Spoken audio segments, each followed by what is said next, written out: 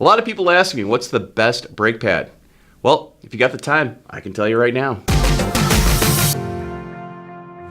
This video is sponsored by Auto Value and Bumper to Bumper. Visit us online for more information.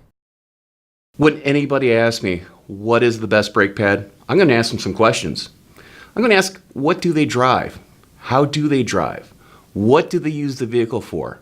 Do they use it for towing? With these key pieces of information, I can understand what they expect from their brakes and their brake pads. Some owners, they expect low dusting, low noise. Some owners who do a lot of performance type driving or a lot of towing, well, they don't mind a noisy brake pad. What they want is confidence in their brakes.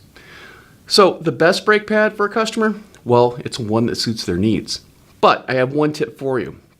If you're selling a lot of a particular brake line, try them out on your own vehicle.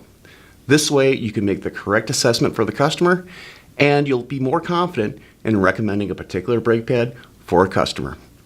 I'm Andrew Markell. Thank you very much.